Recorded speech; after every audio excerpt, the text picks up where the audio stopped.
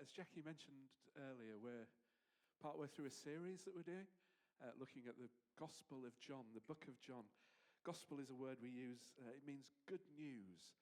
So it's the way that John told the good news about who Jesus was to everyone that he could. By the point that he wrote this stuff down, John was the last surviving disciple, the last surviving one of Jesus' closest friends and followers. And so what he wanted to do was make sure that people understood what he'd discovered. He wanted to make sure that they understood what he'd experienced. They wanted to make sure they understood who Jesus was. And so that's what he wants to do. He wants them to know that. He wants us to know that. He wants them to know how Jesus turned his life around so completely. And he wants them to know that Jesus can do that for them as well. And Jesus can do that for us. And so he picked out these 7 signs, these 7 miracles. There were lots more, but he picks out 7 of them, and then he explains something about them and how they show us as a signpost pointing to Jesus and who he is. And today we've reached, if you've just heard the reading, if it's a reading you knew already, you might be surprised by the title of this week. So the title this week is Put Down Your Mat and Sit Still. But we'll come on to that in a little bit later. As you probably know, a few years ago, I got to spend some time in Israel. I went to this place. This is Hope School. It's in a village called Bet Jala, which is on the edge of Bethlehem. It's on the hill just above Bethlehem, looking down on the ancient city that's there.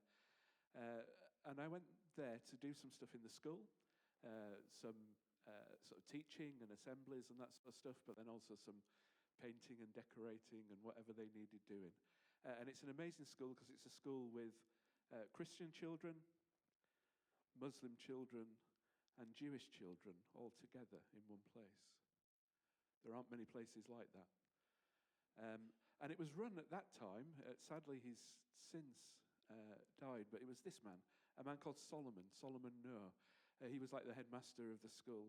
And when you met him, have you ever met those people, you meet them, and this was sort of a bit like his office, you go and sit in his office, and there'd just be that real sense of peace when you're with him.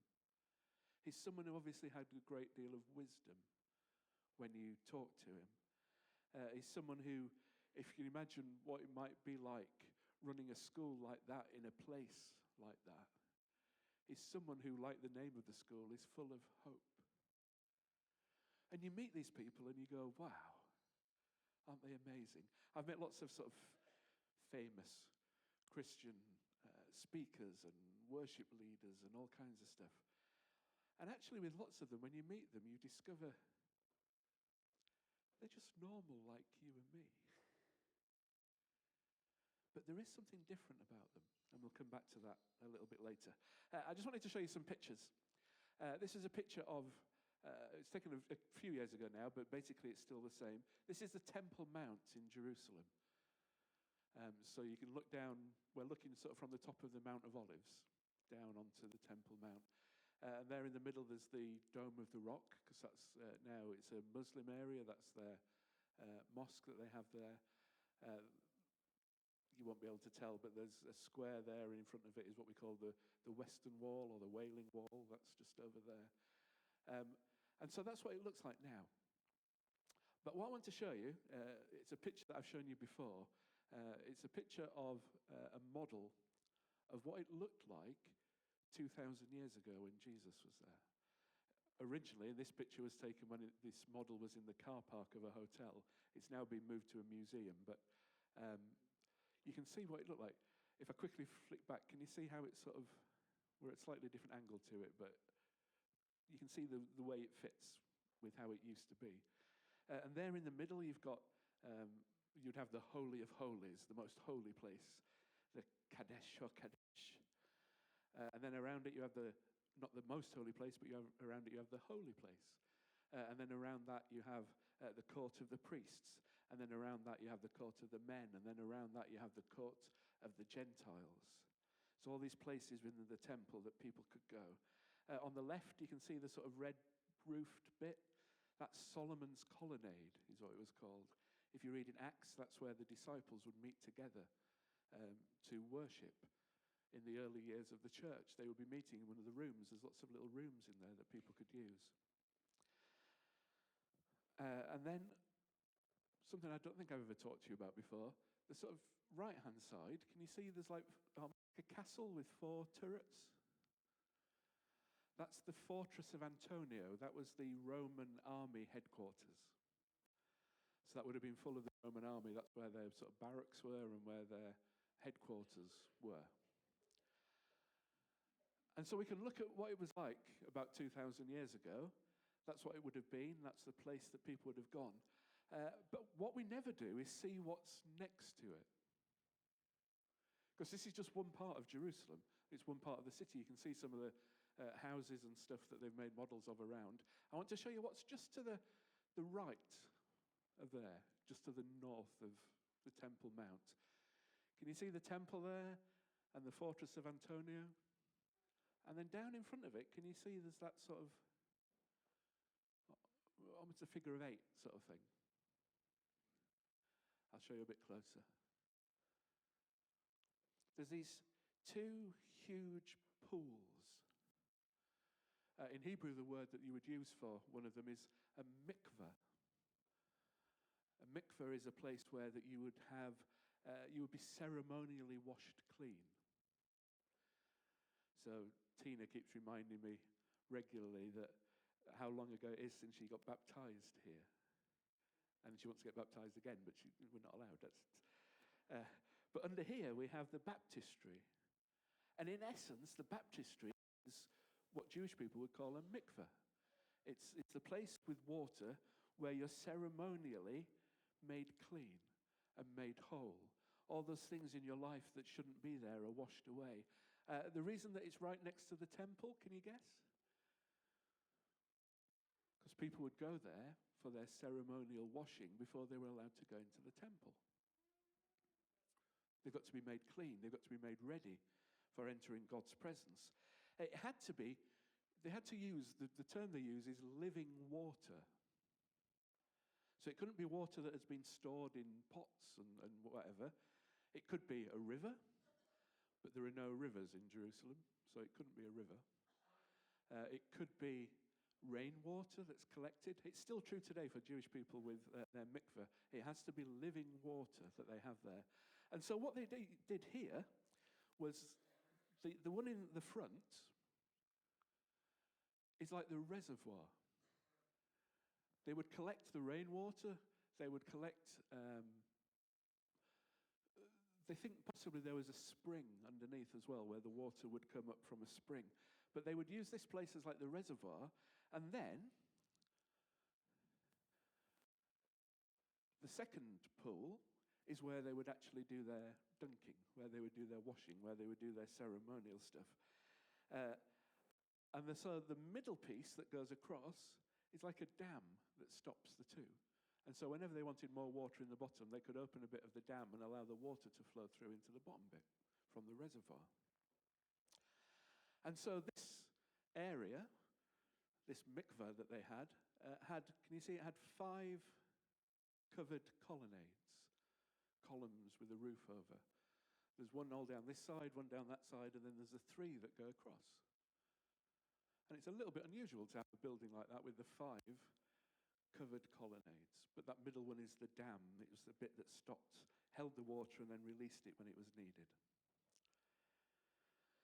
And so that's what the bottom pool would have looked like.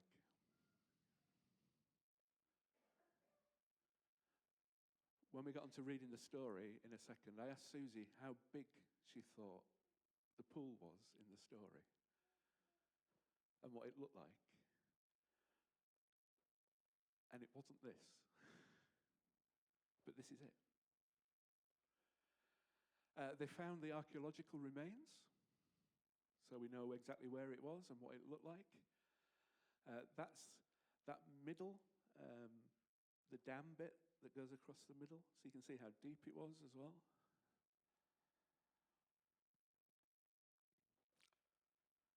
This is Bethesda. Bethesda, the house of mercy.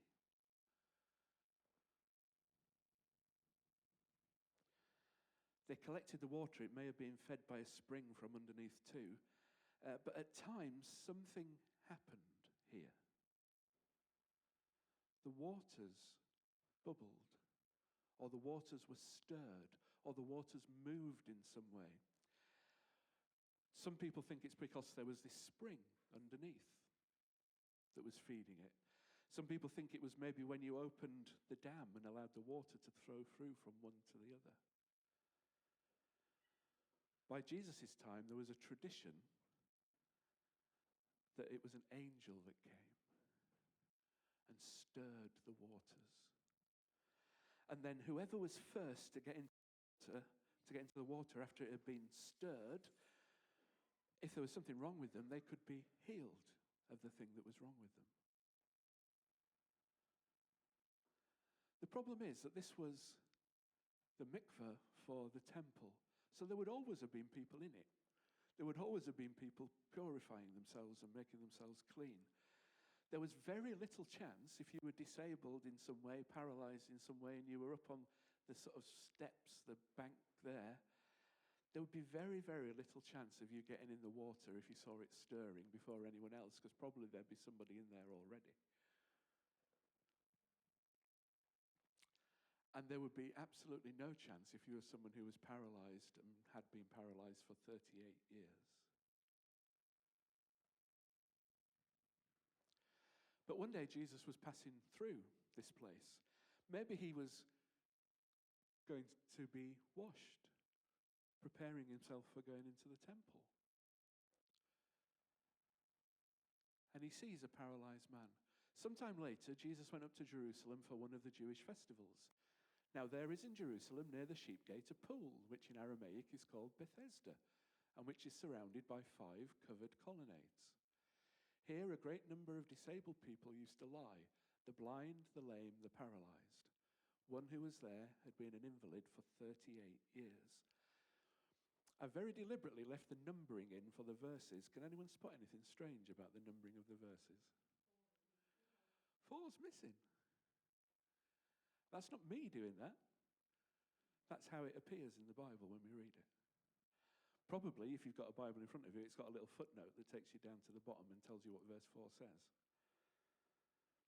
Because verse 4 says, in between, here a great number of disabled people used to lie, the blind, the lame, the paralyzed, and they waited for the moving of the waters.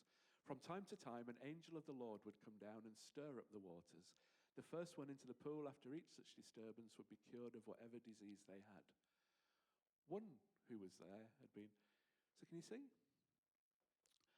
That's probably, just to give you the context, the understanding, that's something that's been added after the story was originally written down, but before the numbering of the verses was put in. And it's someone who's gone... you know what I'm like, I imagine it's someone's been reading it and gone, what are they talking about? Getting in the water. And someone else has said, this is that story, that tradition about the angel coming and stuff. We better put that in, otherwise people won't understand.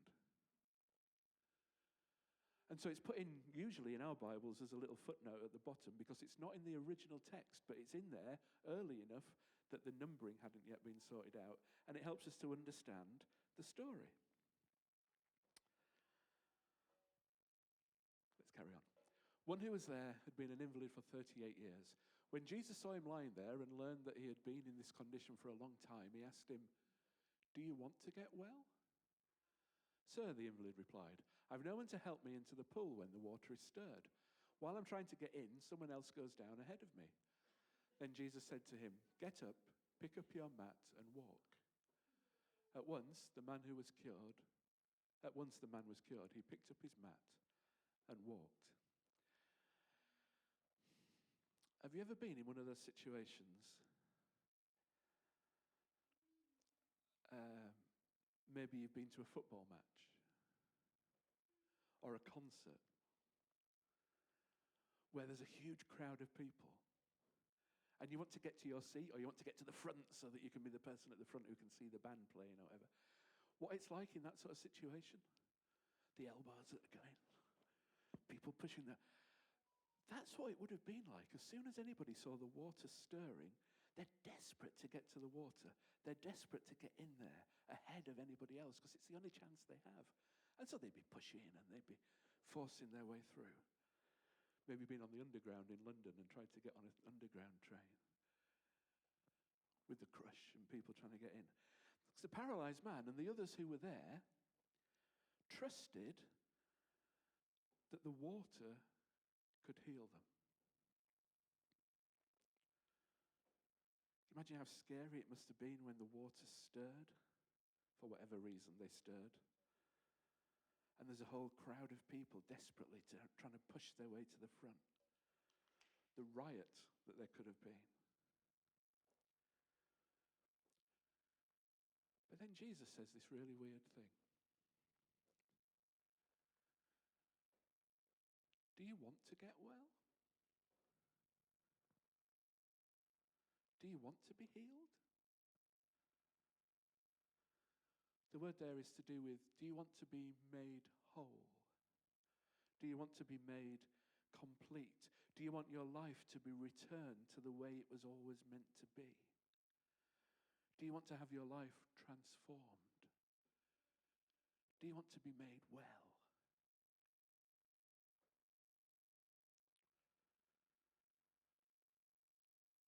Why does Jesus ask him that?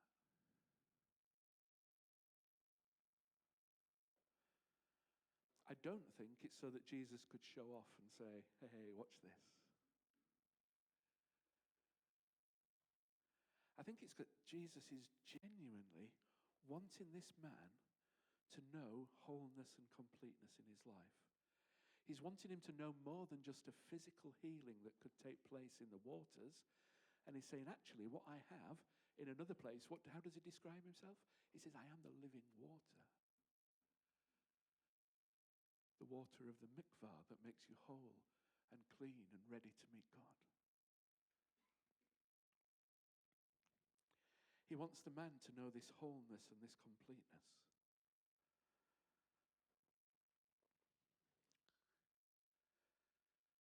Then Jesus said to him, get up, pick up your mat and walk.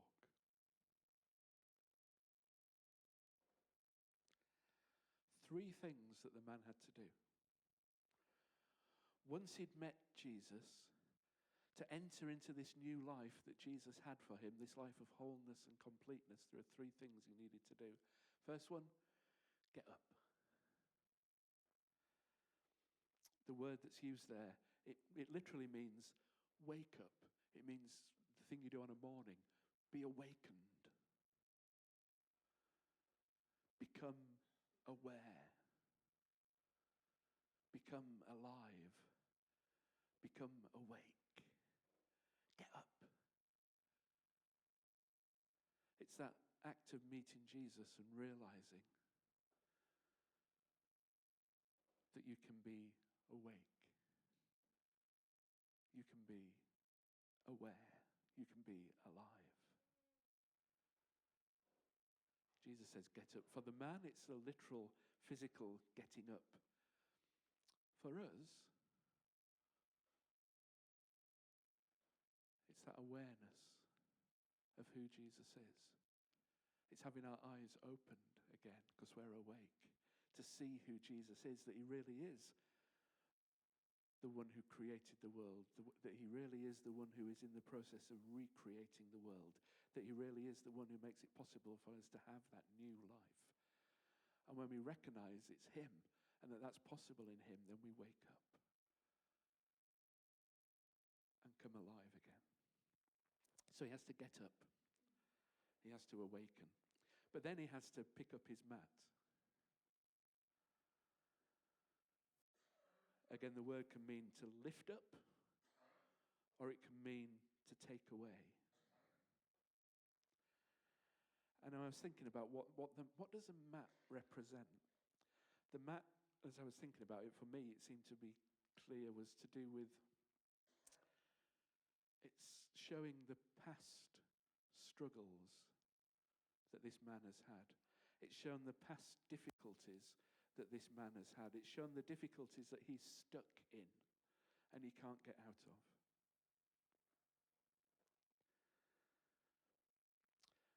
And when he moves on, he meets Jesus. He gets up.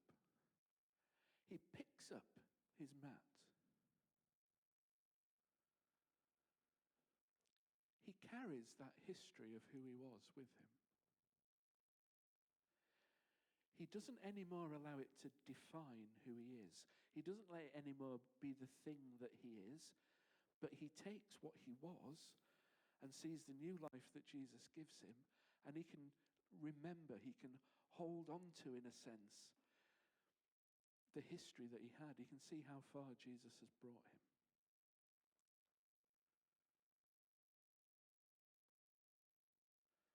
Quite often it's who we were that makes us who we are. But Jesus says, you're not that anymore. That's not who you are.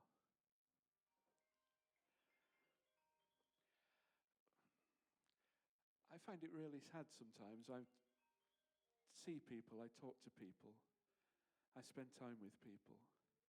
People who come to know Jesus for themselves, and they have their past dealt with. The things they've done wrong are forgotten and forgiven.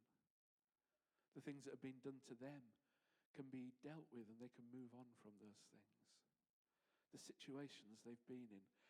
And those people, they know Jesus. They get up. They're awake. They realize who he is. But then they continue to lie on their mat.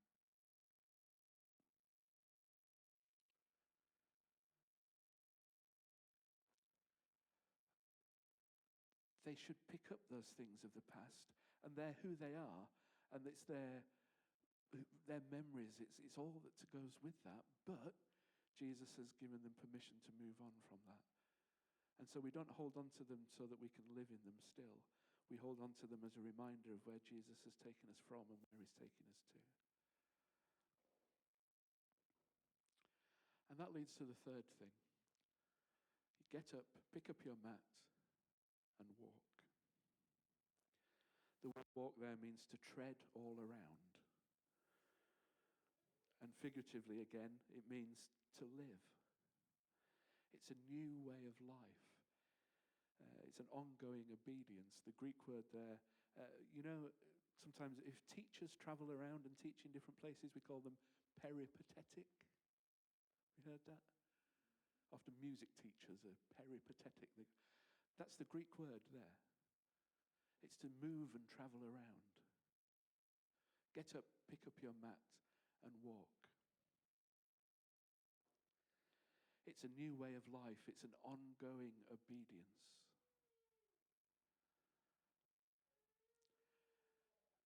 And I think sadly, so often, rather than get up and walk, so many people meet Jesus, and this is where the title comes from. They meet Jesus and then they put down their mat and sit still.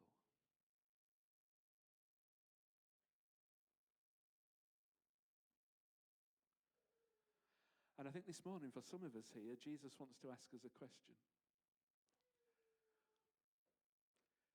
Do you want to be healed?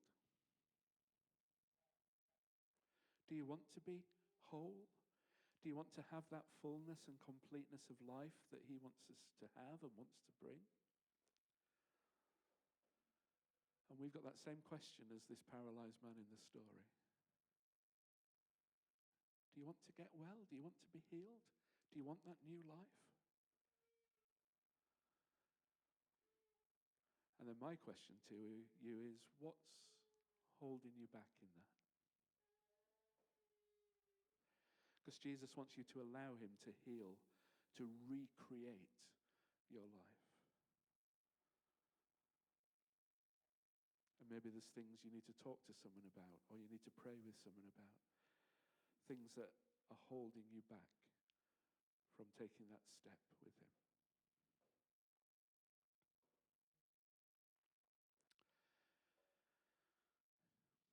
if you did hear the introductory talk that I did, you will know that there's this recurring theme through John's gospel.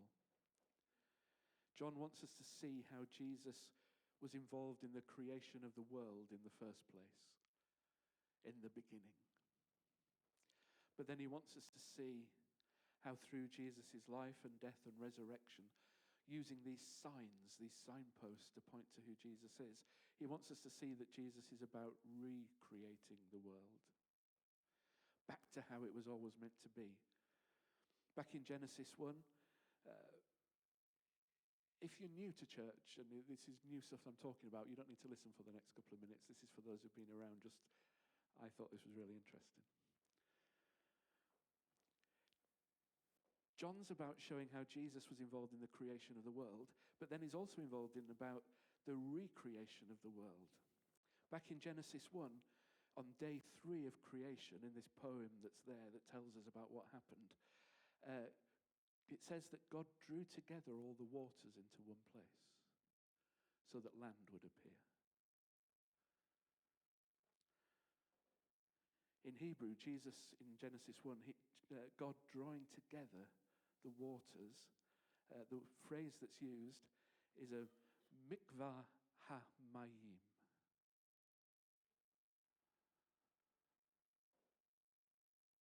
So back in Genesis chapter 1 at creation, God creates a mikvah of water so that people could be washed clean. And it's living water, because what happens to that water? All life comes from it.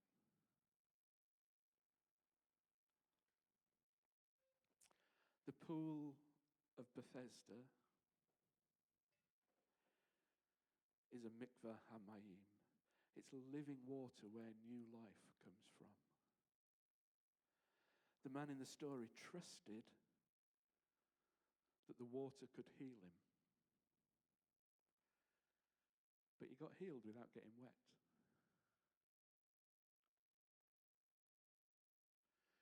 He got healed because he met Jesus, and Jesus' recreation of the world included the creation of him and his life.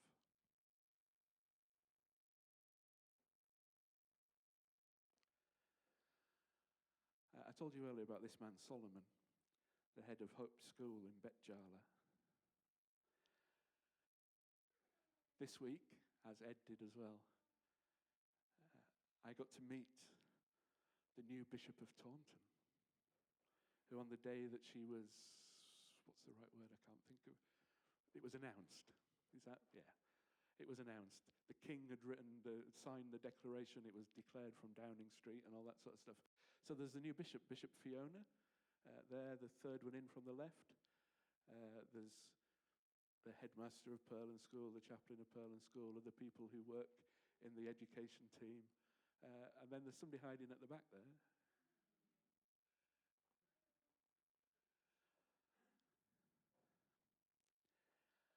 It was really interesting just to spend a little bit of time talking with Fiona, the new Bishop of Taunton, or will be the new Bishop of Taunton soon.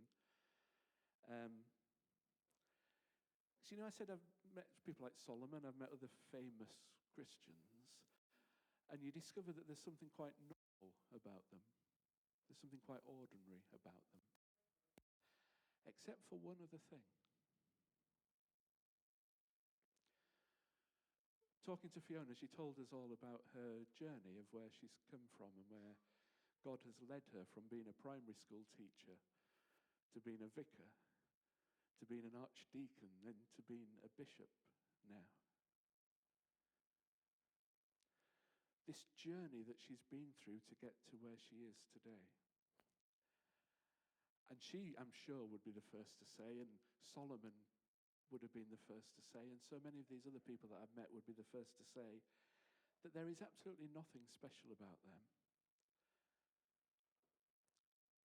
But I think they're people who live expecting and experiencing new things from God every day. They're people, when you get to know them, who have picked up their mat and walked. what sets them out as being different?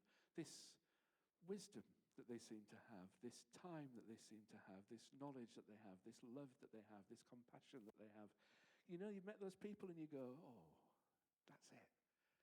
And when you talk to them, they're just so ordinary, but what they do is every single day, they have an expectation and then they have an experience of new things that God will be doing in them and through them.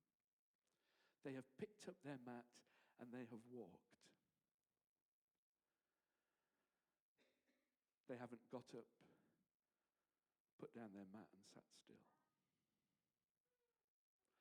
And I would encourage us all this morning. Two things. If you're someone who's new to church, who doesn't necessarily understand everything we've been talking about, but who says, yeah, that new life in Jesus, I want to know that. I want to know about this recreation. I want to have the life in all its fullness that Jesus promises. Then maybe you need to stop and think and pray and talk to someone, talk to me, whatever at the end. Because today could be the day where Jesus says, do you want me to heal you?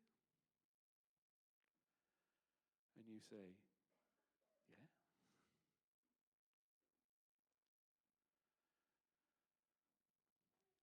But then I think there's a challenge and a question too for those of us who know that and who've done that and who've met Jesus, who've got up, who've been awakened, who've had our lives transformed. What are you then doing with that? Are you picking up your mat and walking with him? Or are you putting your mat down and sitting back on it again and sitting still in that old life that you had, in the things of the past, and the things that were stopping you originally from having fullness of life, and you can just carry on with those, that's okay.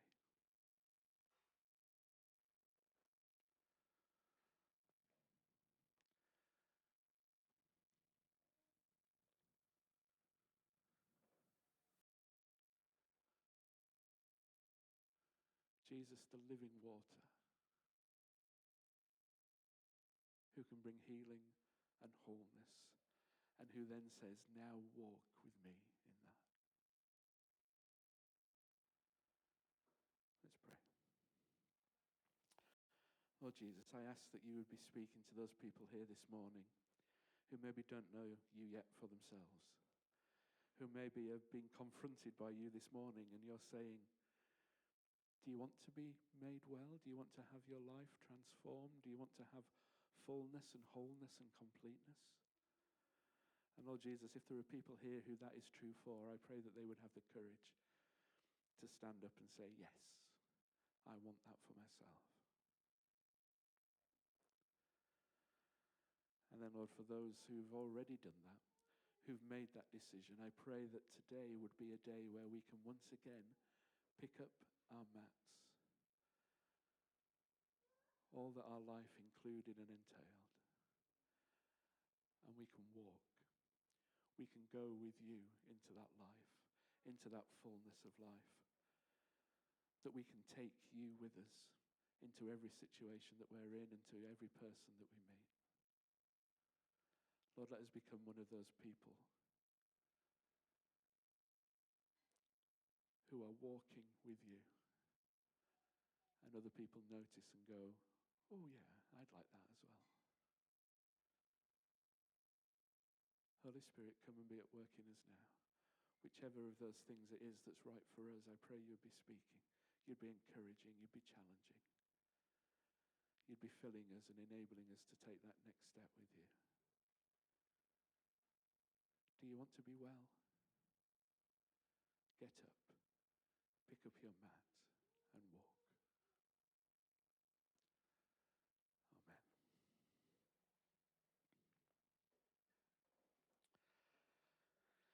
If anybody wants to talk to me at the end or talk to anyone else, then please do. If you want to pray about something, then find me or someone else who you can pray with. That would be really great.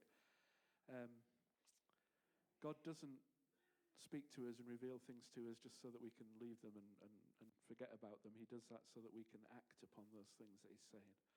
And so if that was you this morning in any of those situations, make sure that you talk to someone, make sure that you pray with someone. because only then can we pick up our mat and walk with him. Don't forget about all the stuff that's happening in the week and all the events that are going on. Teas and coffees and things are available. But please, if you want to talk or pray with someone, then do that before you go, because that's really, really important. Grace and peace, everyone.